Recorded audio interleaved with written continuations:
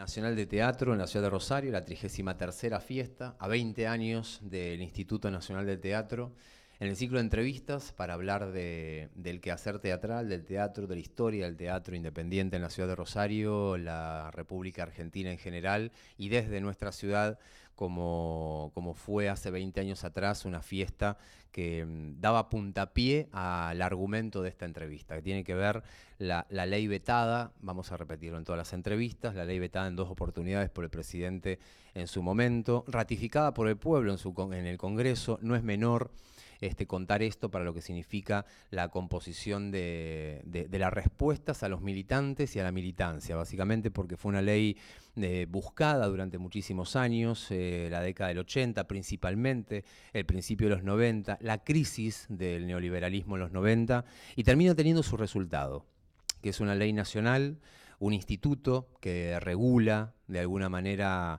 lo que significa la ley y también los aportes, la estructura de contención al teatro independiente. Le damos la bienvenida a 2 integrantes históricos del teatro independiente de la República Argentina. Por un lado, a mi lado, está Marcelo Lacerna, que es representante provincial de Mendoza, del Instituto del INT, y también a José Cairus, que es representante provincial de Santiago del Estero. Bienvenidos, gracias por sumarse, por participar, y escucharlos a ustedes como para romper el hielo y también conocer cuál es la visión que tienen. No discutan mucho, van a tener que hablar los dos. Estamos viendo a ver quién arranca. ¿Quién arranca? Cualquiera de los dos. Lo veo al Machi con ganas de arrancar. Vos que sos más histórico que yo, Machi, vos.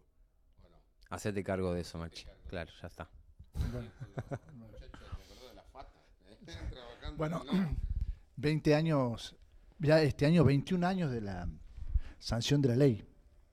Se conforma luego de esa sanción, tal como vos has contado, ¿no es cierto?, que al final la ratifica los 2 congresos luego del veto presidencial, y se conforma el Consejo Directivo.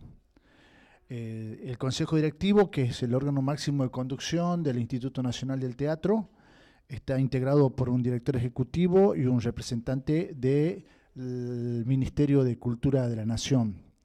Y también están los representantes regionales, que son 6, uno por cada región teatral del país, y 4 representantes nacionales del quehacer teatral, que pueden sumarse hasta 6, que en esta oportunidad este año tenemos 6, ¿no es cierto, Marcelo? 6. Se conforma ese consejo, se cumplen este año 20 años de la conformación de ese consejo.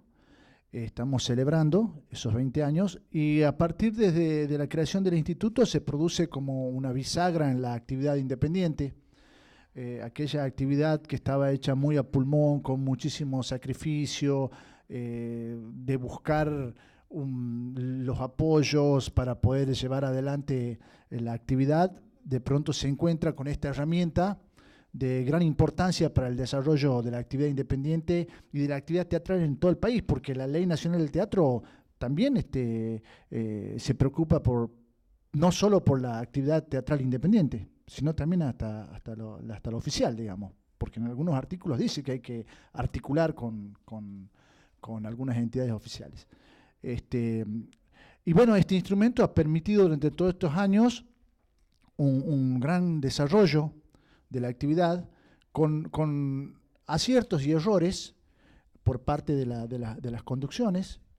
Son todos humanos, tienen esos aciertos y errores, pero creo que en el balance final, cuando uno pone las cosas en estos 20 años, se da cuenta que el balance es positivo. Qué sé yo, las salas de teatro se han multiplicado, las producciones se han multiplicado, las ediciones de libros de teatro se han multiplicado, los equipamientos de salas se han multiplicado. Las salas que antes eran quizás almohadones en el piso, hoy son gradas plegables, aquellas salitas que no tenían cierto confort para el público. Hoy lo tienen, hoy están climatizadas, así sea en el norte, que hace mucho calor, o en el sur, que hace mucho frío, hoy están climatizadas.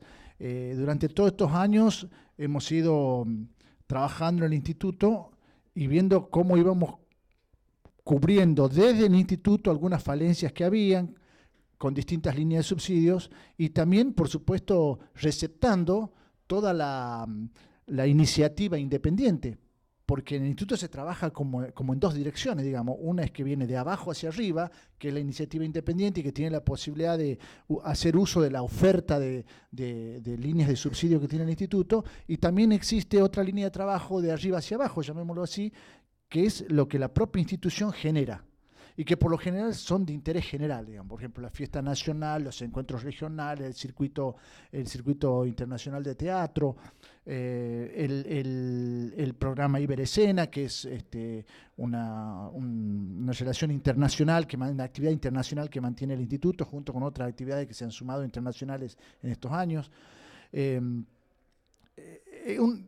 Hay como un antes y un después de esta ley. Que algunos son críticos de esta ley, es verdad, algunos son críticos, pero hasta ahora es el mejor instrumento que tenemos nosotros, estatal, y que protege y promueve la actividad teatral. Marcelo, tu punto de vista, tu comienzo. Bueno, para mí es una celebración enorme, porque primero que me tocó estar junto con Machi desde esos comienzos en donde no había nada, o sea, nos dijeron está la ley, hay un instituto, hay que salir a apoyar, y empezamos a inventar las líneas de subsidio. Entonces ver ese crecimiento enorme, digamos en la estructura institucional, es fantástico, porque bueno, todo eso ahora está muy ordenado, digamos, la gente sabe todas las líneas, todo bueno, por carriles más electrónicos y todas esas cosas. Pero fundamentalmente para mí la celebración pasa por celebrar que una institución estatal, autárquica y autónoma, de gestión colectiva, efectivamente colectiva y federal, puede ofrecer apoyo constante, sostenido y discutido en el tiempo a una actividad que tiene la misma impronta, que es la gestión colectiva. Nosotros somos teatreros, nosotros entramos y salimos del instituto, digamos, seguimos haciendo teatro. No estamos sentados arriba de un escritorio, digamos, adelante de un escritorio a firmar papeles. Somos gestores también autónomos, gestores independientes, y tenemos la camiseta puesta de esa actividad. Entonces sabemos muy bien lo que pasa, y existe un diálogo permanente con todos los teatreros que son nuestros compañeros, ¿no? Compañeros de elenco, alumnos, profesores y demás, que nos mezclamos en el terreno. Entonces, no es poca cosa, creo que para mí, yo siempre digo que es una ley emblema, una ley que si se replicara en otras actividades del país, ya sean culturales o productivas, esto sería distinto. Y si nosotros tuviéramos la autonomía total, que es tener todo el presupuesto, que bueno, se cortó desde el arranque cuando Cavallo sancionó esa ley, hicieron sancionar esa ley del Superministerio de Economía, en donde en vez de nosotros tener ingresos genuinos diariamente, como marca la ley, lo tenemos por cuotas presupuestarias.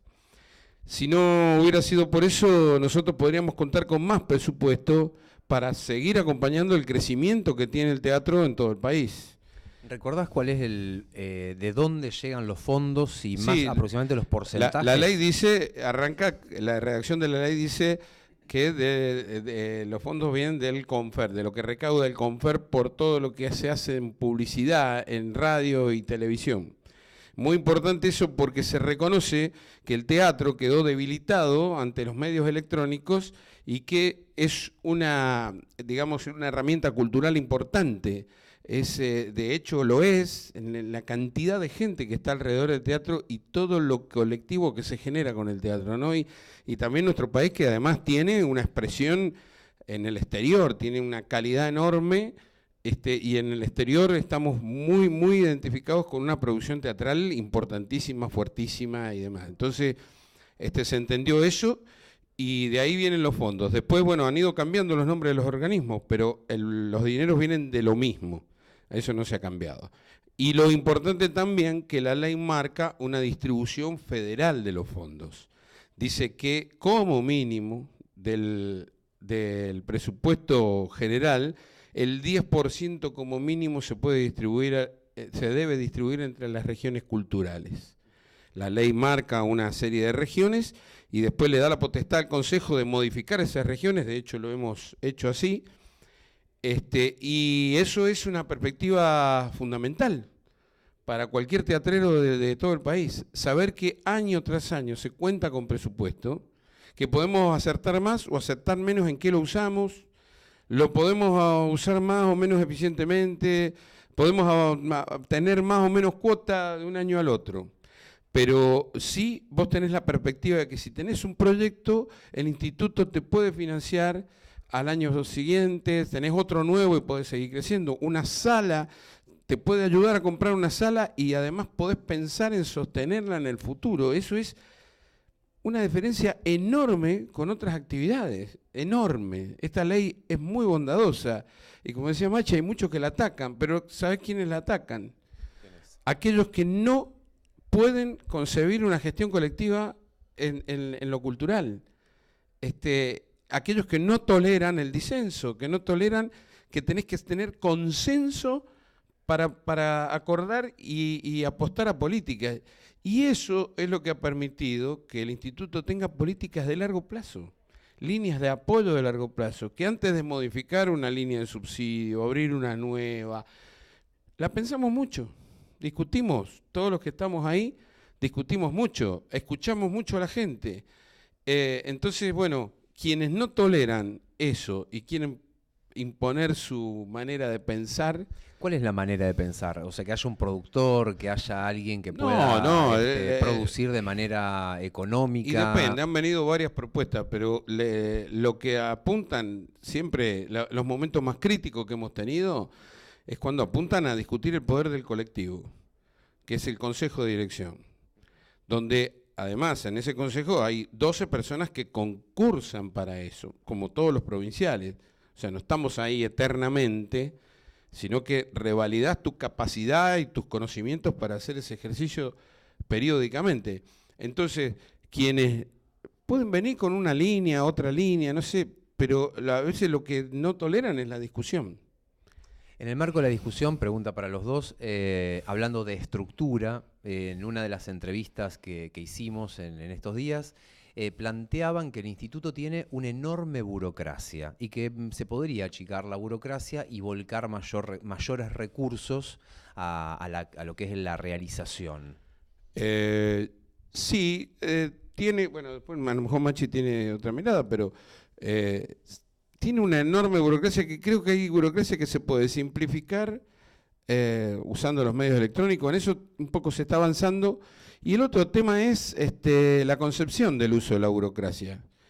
Lo peor es darle poder a la burocracia. Nosotros siempre hemos peleado, digamos, todos los teatreros, y no es que seamos irresponsables en la gestión. A mí me apasiona la gestión cultural y yo he estudiado gestión cultural, digamos, y estudio permanentemente, porque me parece que es un sector profesional que hay que potenciar y hay que darle cabida. Pero el problema es el uso de la burocracia para el poder. Digamos que la burocracia esté frenando las políticas culturales, es al revés. Entonces hay determinados parámetros de funcionamiento en la burocracia que le pueden complicar la vida a los gestores y a los teatreros. Cuando vos tenés un sector que se sobreexige para poder estar presente con sus producciones. Nadie hace teatro porque le estén pidiendo, no, lo hace por una vocación de comunicar ideas, de poner ideas ahí en discusión, sea con la estética que sea, digamos, de compartir con la gente, y es un remo permanente. A nadie le está sobrando en el teatro independiente, ni siquiera ni en Buenos Aires ni en ningún punto del país. Pero es una expresión viva que se va renovando, suma adeptos y está presente. Es arte en comunicación, digamos, en vivo con otro, ¿no? Entonces, ¿qué tenés que hacer con la burocracia? Que funcione para que todo eso fluya, no que sean buenos gestores los teatreros independientes en las ideas, no en sumar papeles. Entonces ahí donde yo creo y apuesto a que con el instituto logremos de alguna manera que simplifiquemos al máximo con toda la transparencia del mundo, con toda la transparencia del mundo.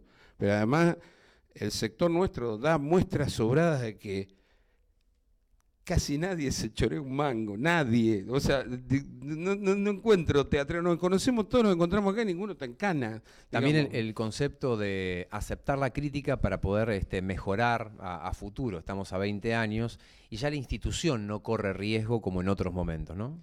Eso es lo que uno espera. No sé, en la historia nosotros hemos tenido momentos donde sí corrió riesgo. En una época se sacó un DNU, en la época de Duhalde, cuando Pablo Antonio era el director ejecutivo, sacaron un DNU donde se le sacaron los poderes al Consejo. Y en la gestión anterior, cuando estaba Guillermo Parodi, se utilizó una herramienta, se empezó a utilizar una herramienta que era un dictamen de la Procuraduría del Tesoro de la Nación, que discute todas las facultades del Ejecutivo, y en la actual gestión también la utiliza como herramienta. Y nosotros consideramos que la ley dice que el Consejo es el que manda en el Instituto del Teatro. Yo siempre le pregunto a mis alumnos, le digo, pregunta de examen, ¿quién manda en el Instituto del Teatro? Y le digo, la respuesta correcta es el Consejo de Dirección. O sea, un grupo de gente, no uno solo. Entonces, ¿cuál es tu mirada, José? Bueno, con respecto, voy a recordar algo con respecto al famoso DNU, el cual le quitaba al consejo directivo, lo convertía en un consejo asesor. Así era. Por lo tanto, podía opinar y el director ejecutivo de ese momento, que se convertía en presidente, podía tomar en cuenta las recomendaciones o no, pero no decidía nada el consejo.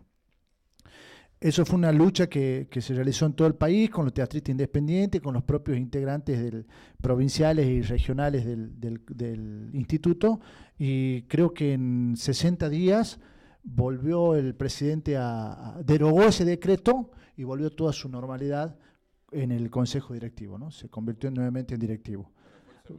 Sí, claro, con todo el sector teatral, con todo el sector teatral. Creo que me acuerdo que la noticia estalla en la Fiesta Nacional de Mendoza. ¿En qué año fue? 2003. En el 2003. Ahí aparece una copia de ese decreto que estaba negado, que lo negaban.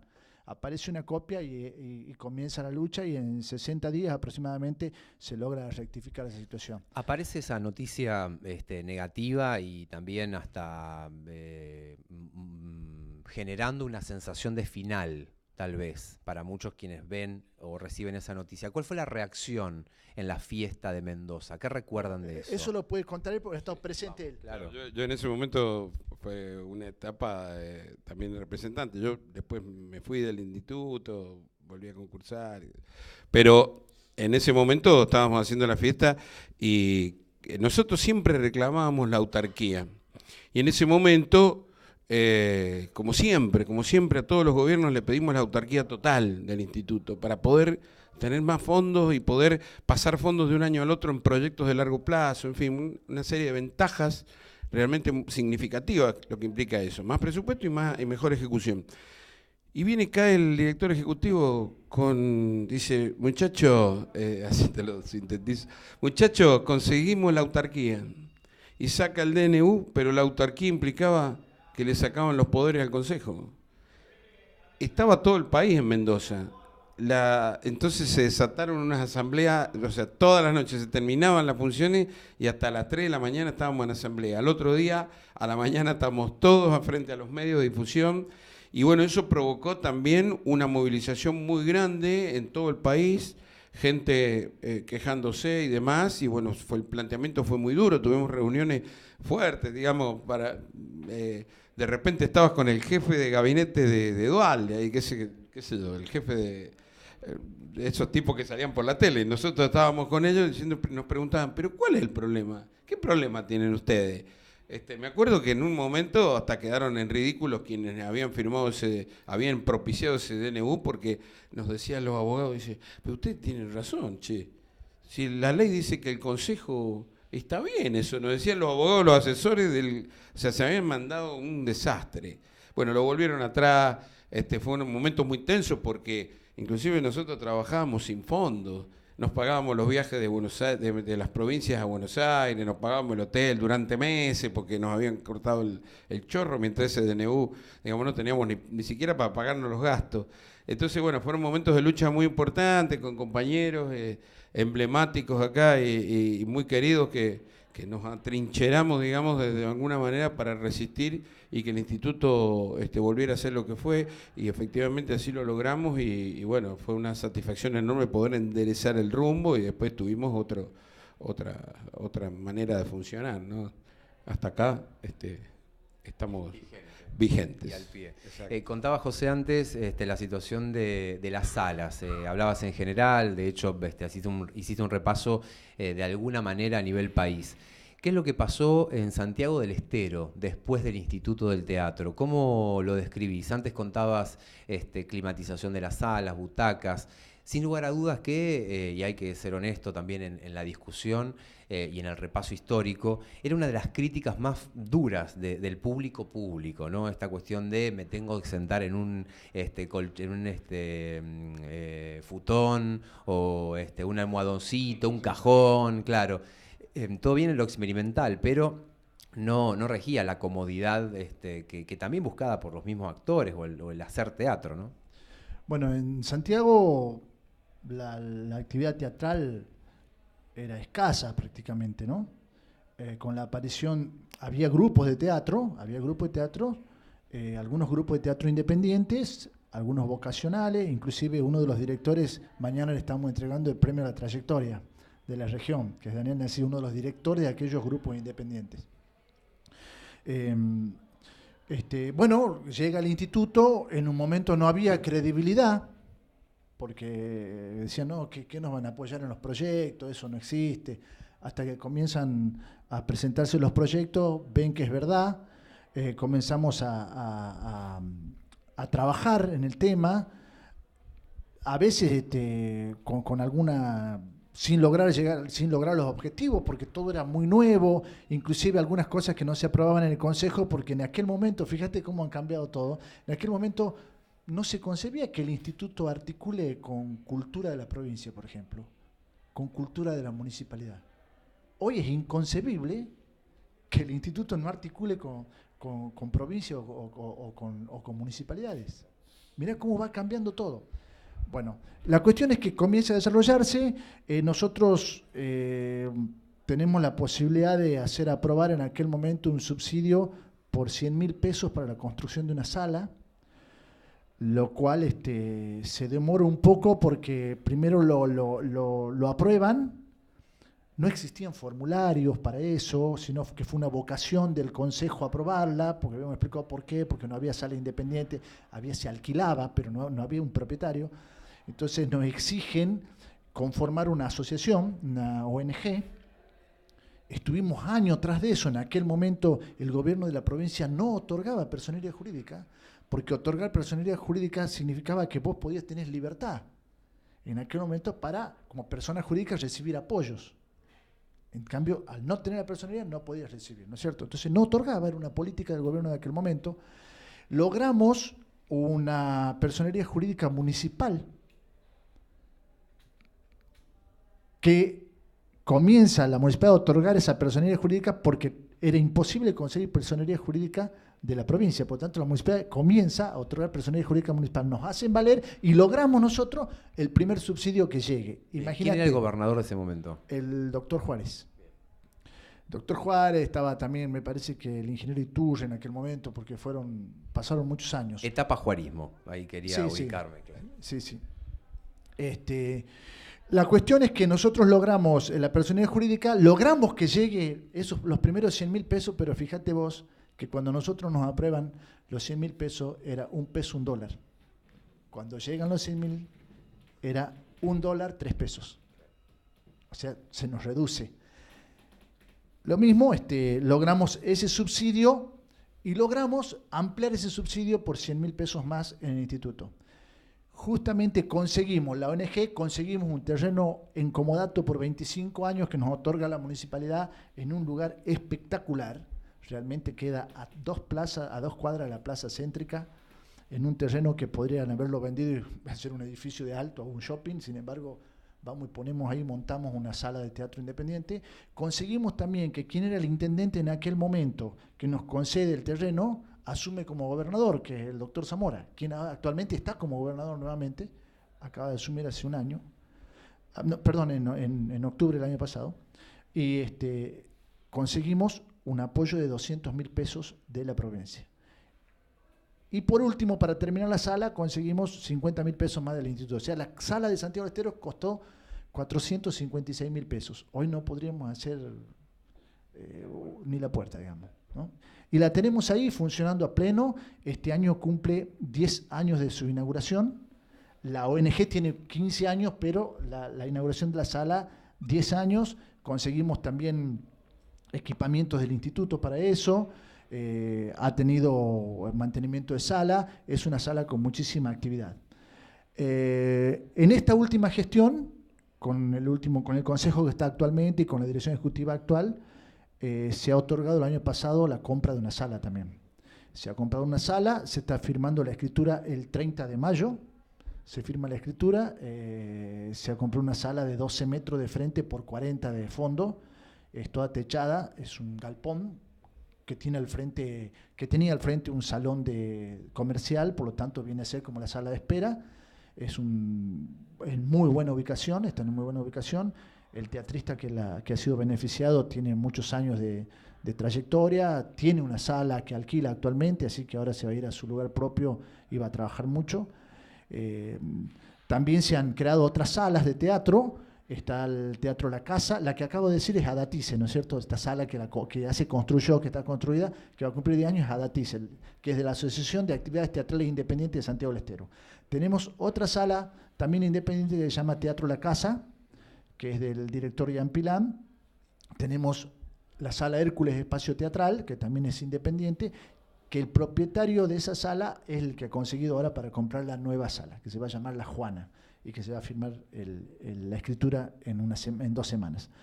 Y además de estas salas independientes, hemos conseguido también algunos equipamientos para algunos espacios que no son salas de teatro, pero son espacios en el interior, y también apoyamos mucho al equipamiento de salas oficiales, porque la actividad en Santiago se realiza mucho en salas oficiales. Nosotros tenemos la posibilidad de articular el préstamo gratuito de esas salas para el teatro. Nosotros conseguimos eso, muchas veces que no nos cueste, y entonces ha recibido el Teatro 25 de Mayo, el Teatro del Pueblo, las Casas de la Cultura. Nosotros tenemos 10 Casas de la Cultura otorgadas en Santiago, de las cuales se han inaugurado 7, y el instituto ha otorgado equipamiento a las 7 esas inauguradas, equipamiento de luz y sonido.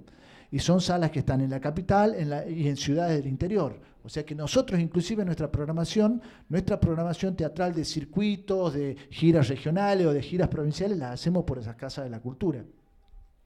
Siempre estamos trabajando, se ha trabajado mucho, se nota la presencia de la actividad teatral. Tenemos una lucha por el público, tenemos cierto público, queremos crecer, va de a poco. Tenemos un semillero importante para el teatro, no solo para futuros actores, sino también como público, que son los intercolegiales de teatro. Este año hacemos la 21 edición. Hace 21 años que lo venimos realizando. Se hacía solamente en Santiago. Hace 4 años atrás lo hemos empezado a sacar al interior, hemos hecho 3 subsedes, el año pasado 6 subsedes, el año pasado 10 subsedes, y este año programamos 13 subsedes. Y es increíble lo movilizador que es, y que además tenemos algunos chicos del interior que han terminado la secundaria y que están estudiando teatro porque participaron alguna vez de la intercolegial. Y aparte, como público, lo acercamos de adolescente al teatro. El día de mañana no serán actores, pero seguramente van a llegarse a ver una obra de teatro, y eso para nosotros es muy importante. José, mencionaste el público. Para hablar de Santiago, de Mendoza, pero en realidad en general el teatro independiente, podríamos dejar afuera Buenos Aires, que es un caso muy particular para analizar, pero ¿qué pasa con el público del interior y el valor del instituto? Doy un minuto y te lo paso. Bueno, particularmente en Santiago nosotros tenemos un público de teatro independiente y un público del teatro comercial, si quieres llamarlo.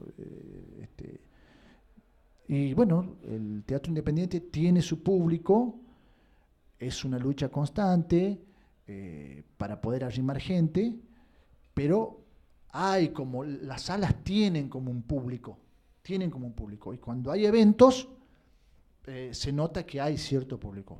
Y después tenemos otro público, que es el público del teatro comercial, que viene un sábado a la noche, que hay mucha publicidad, son actores muy conocidos o espectáculos que vienen con cierto renombre y donde realmente hay salas llenas, digamos, y hay espectáculos que se hacen o en el Teatro 25 de Mayo, que son 800 butacas, o tenemos un espacio muy interesante, que es un multiespacio, el Fórum, que meten 2.000, 3.000 personas, pero son espectáculos grandes, ¿no? Antes que le pases el micrófono a Marcelo, sí. ¿Qué pasó con el instituto y la dramaturgia santiagueña, que fue otro de los temas que hemos hablado en estos días? Bueno, nosotros tenemos algunos dramaturgos allá. Teníamos uno que se nos fue, de Raúl Dargol, que fue ganador de varios premios regionales con su obra. Tuvimos la oportunidad de ganar cuando se hacía el competitivo, el nacional. Hasta un nacional ganamos con una versión libre del Enemigo del Pueblo, me acuerdo, con el teatro universitario. También tenemos otro autor allá que lo están haciendo mucho, un teatro distinto al de Dargol. El de Dargol es un teatro más político, más social, un teatro por ahí más de comedia, más divertido, que es Eduardo González Navarro, y hay un grupo de dramaturgos que, comandados por un dramaturgo de Tucumán, Mario Costello, que está escribiendo en Santiago, que ahora están por solicitar un apoyo para la edición del libro que surge de estos 3 años de taller de dramaturgia que hay. Y también tenemos algunos otros dramaturgos, actrices, algunas que son maestras, algunas jubiladas, pero que escriben teatro para niños o teatro escolar. Eso también hay mucho.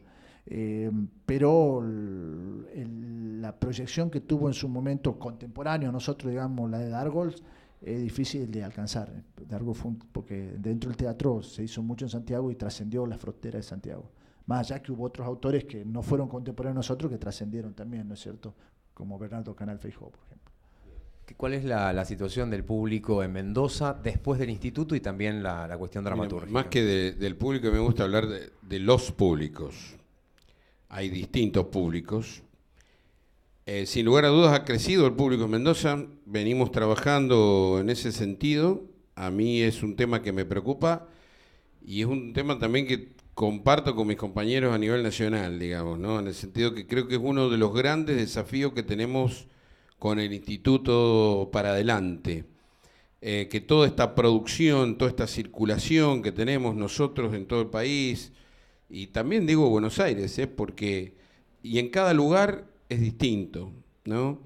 Porque es un gran desafío sostener el caudal de público que tenés, hacerlo crecer, hacerlo fan del teatro, y que esta actividad tenga público permanente. No estamos diciendo ya dinero que te sobre, digamos, gracias a que viene el público, sino que las salas estén completas. En Mendoza podemos decir que estamos en una situación óptima el sábado, un 75 el viernes y el domingo un 50, ¿no? Pero a mí me gustaría que pudiéramos proyectar mucho más, digamos, ese fuera el piso y que pensáramos en que una producción pudiera sostenerse 2 veces, 3 veces en la semana, digamos, sería un crecimiento esperado. Hay una muy buena respuesta, hemos trabajado mucho en la difusión, los eventos que hemos ido trabajando desde el instituto, ya sea el Circuito Nacional, Fiesta Provincial, ciclos de humor y comedia, gira provincial, Aprendamos a ver teatro, va dando su fruto. Y la comunicación permanente, poner en visibilidad el teatro local y a consideración de la gente, y mostrar también esto de que la sala esté llena, te anima a seguir viniendo. Pero creo que, bueno, en cada lugar es distinto y cada lugar tiene que pensar la relación con el público. Me quedó picando antes que cortemos, una vez fue Spregelburg a Mendoza, ¿no? A hacer un seminario. Entonces le preguntaban, ¿cómo haces el teatro que haces? Dice, yo hago lo que se me canta en Buenos Aires. Lo que a mí se me viene a la cabeza lo hago, dice.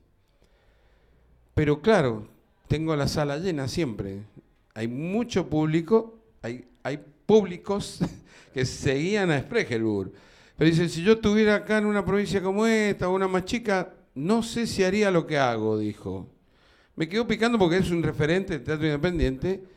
Y digo, bueno, fíjate vos, la mirada depende del contexto, ¿no? También entonces una responsabilidad de decir, bueno, ¿qué hago para enamorar a los públicos, a mi público, en un lugar? Depende del lugar, depende de los públicos, depende del contexto, depende de muchas cosas, pero creo que es un trabajo importantísimo porque eso va junto con el apoyo que el instituto te ofrece, que tiene que estar y siempre tiene que existir, porque no somos empresas, somos pymes culturales, pero siempre somos deficitarios, pero deficitarios en lo económico a veces, pero no en lo creativo. Entonces, necesitamos esa ayuda, pero hay que sumar a la gente, porque sin público no hacemos nada, es vital. La dramaturgia mendocina. La dramaturgia mendocina últimamente está teniendo unos frutos enormes, que hay una generación entre los 35 y los 40 de los años, ¿no? De esta gente, chicos que vienen trabajando en un ciclo que se llamó Cortodrama, han producido varios textos, micro obras de teatro que producían a pulmón y editaban los discos, los libros con esas obras. Ya llevaban varias ediciones y todo esto ha ido a explotar en algunas producciones que han trascendido las fronteras de Mendoza, como las que hace Manuel García Migani, que bueno, pegaron muy bien en la Fiesta Nacional, Festival Internacional del Circuito, y fueron también al exterior, han ido a Santiago a 1000. Entonces, veo ahí que hay una generación que está pensando en una dramaturgia propia, una manera de poner en escena, está hablando cosas que además está teniendo muy buen fruto con el público genuino, no con el teatrero que va a verte, sino que muy buena respuesta del público. También hemos hecho, digamos, eso lo hemos comprobado en la fiesta provincial, en el circuito, que lo ponemos a consideración del público en general, y realmente la aceptación ha sido enorme. Así que yo realmente estoy muy esperanzado en que toda esa generación nos va a dar dentro de poco tiempo una dramaturgia sólida, firme, una producción vital. Están apareciendo muy buenas cosas. Y auténtica de la región. Auténtica de la región, claro. Escrito por ellos. Hay varios autores, Óscar Navarro, Vanina Coraza, bueno, en fin, hay varios nombres que están produciendo muy bien, muy bien. Llegamos al final, pero tómense un minuto cada uno para darles y dejar un registro, un mensaje a los jóvenes que empiezan a hacer teatro y también a quienes gobiernan. No hablo del actual presidente o presidenta, pero sí el actual y los futuros, teniendo en cuenta lo que significa hacer teatro independiente en Argentina. A los jóvenes que se incorporan a la actividad, que ya están madurando, que están haciéndose cargo ya de las salas, de los grupos, la dramaturgia, la dirección y demás, que estudien esta ley, que la lean, que la valoren en estos puntos claves, que la defiendan, porque es una ley que vino de la lucha de muchos compañeros, que respeta mucho el espíritu del teatro independiente, es única en el mundo. Este sistema, esta red de comunicación que tenemos alrededor en todo el país, no existe en otro lado. Todo lo otro está todo desperdigado. Nosotros tenemos una comunicación enorme, o sea, un potencial enorme. Se conocen en los teatreros en todo el país, es impresionante. Y a los gobiernos que respeten esta ley, que la miren y que traten de aplicar en otros sectores. Por ejemplo, yo digo en el cine, si en el cine nosotros tuviéramos esta ley, la realidad nos cambia laboralmente a los actores, por lo menos, por ejemplo. Y a los realizadores ni te cuento, porque tendrían fondo todos los años para hacer películas como la gente todo el tiempo. Y eso pasaría a ser verdaderamente una industria nacional, como lo es el Teatro Nacional. Acá hay teatro en todos lados. Eso. Bueno, a la gente joven que se acerca al teatro, que estudie, que se capacite. El teatro nos da la posibilidad de expresarnos. Y como nos da esa posibilidad, tenemos que tener la responsabilidad de saber expresarnos. Un teatro profundo, un teatro interesante, un teatro que movilice, un teatro que cambie estructuras mentales, que haga ver otra realidad, esa realidad que está por debajo y que no se ve, que muchas veces está bajo una mentira. Entonces, para eso se tiene que capacitar, tiene que estudiarse, tiene que cultivarse, no solo en la técnica teatral, que por supuesto lo tiene que hacer, sino también en otros aspectos, en lo político, en lo social. Tiene que conocer de todo el actor, tiene que capacitarse por esa responsabilidad que tiene de pararse frente a un escenario y decir algo.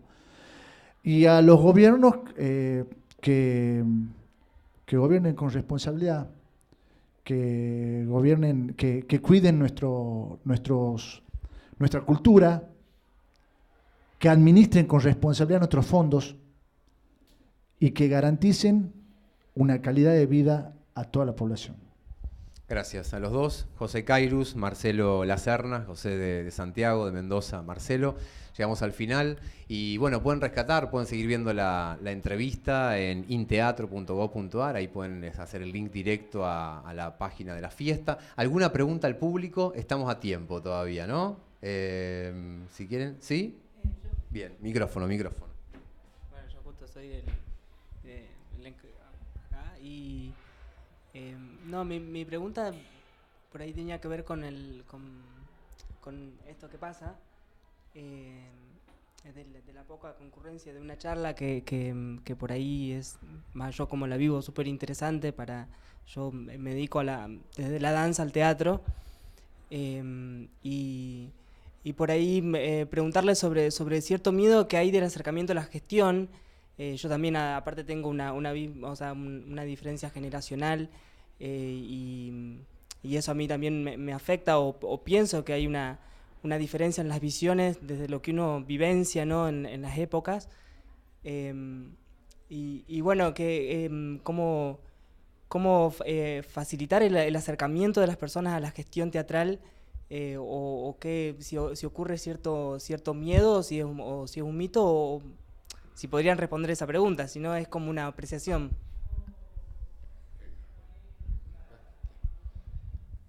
Mirá, esto como el amor, debe haber de los dos lados problemas, ¿no?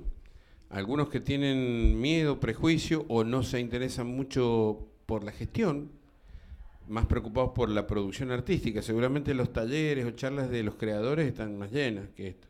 Eso es normal. No debería ser tan así. Yo soy alguien de la gestión y me apasiona la gestión en teatro, en arte, en cultura, no en otra cosa. Y debe haber algo que nosotros hemos generado que hace que la gente no esté tan caliente con este tema y que creo que deberíamos repensar y mejorar. En decir, bueno, a ver, que esto no parezca lejano para las nuevas generaciones, quienes están preocupados, instalar el tema, decir, che, muchachos, podés hacer danza, teatro, títere, lo que quiera, porque hay un espacio, hay un gobierno que pone dinero, conseguís un subsidio. Ese subsidio es producto de un dinero público, hay que usarlo y hay que ser responsable. En fin, mirá que esta política te puede beneficiar o te puede perjudicar, digamos, hacerse un poco más cargo de la vida política y nosotros abrir más a lo mejor los canales de comunicación. En una época cuando arrancamos el instituto hacíamos asambleas permanentes, digamos, ¿no? Permanente, era uso y costumbre que nos sentáramos todos los teatreros a ver qué hacíamos con esta ley, con los subsidios, en fin, a lo mejor retomar un poco de esto, a lo mejor es otro tipo de diálogo que hay que hacer. Esto creo que está muy bueno, también, ¿no? Usar estos medios electrónicos porque, bueno, no están acá, pero a lo mejor están en cualquier lugar del país, o acá pinchan así y después ven la entrevista. Y seguimos hablando, pero es como el amor, de los dos lados creo que hay. Así que hay que ponerse a pensar cómo hacemos para seguir enamorándonos y acercándonos. ¿Alguna pregunta más? No, agregar algo a lo que decía Marcelo. Venite más cerca, así le hablas al micrófono. Sí, creo que hay dos lados del mostrador. Y a veces solamente en la entrevista. Concuerdo con lo que dice Marcelo, debe haber problemas y ese tipo de cosas, pero también mi mirada a veces es que es más cómodo estar del otro lado y criticar a los que hacen gestión, porque no implica nada. Es decir, y me parece que hay una generación que es abandónica de sus instituciones, me refiero a las generaciones más jóvenes, y que a veces olvidan esas instituciones, y me parece que tendrían que tener la mirada, porque es el futuro de ellos. Es decir, nosotros venimos de generaciones donde no sé si esto te voy a decir, no era la gestión, fue un compromiso social con respecto a lo que pasaba con una actividad que nosotros desarrollábamos y que estaba desamparada de la ley. Y lo que fuimos reclamando fue eso y fuimos aprendiendo en ese trayecto a meternos dentro de lo que uno podría decir ser funcionario. Pero no fue una decisión, hicimos teatro para ser funcionario. Empezamos a comprometernos con las instituciones y creo que en general, si lo aplicamos a la política en general, hay un abandono de las instituciones. Y vamos a ver que en general hay mucha gente grande en esos lugares y no somos personas que quieramos quedarnos ahí, morirnos ahí. Falta ese recambio. A lo mejor son fallas, como dice Marcelo, pero yo a veces creo que también hay una falta de compromiso de una nueva generación con respecto a aquello que costó muchísimo tener y que depende de ellos que se comprometan y la cuiden y que vayan a esos lugares y también trabajen en esos lugares. Perdón por meterme, pero quería completar lo de los compañeros y contestarle a él, porque es mi reclamo siempre para esa generación. Gracias. Buenísimo, gracias. Bueno, gracias a los tres, a los cuatro.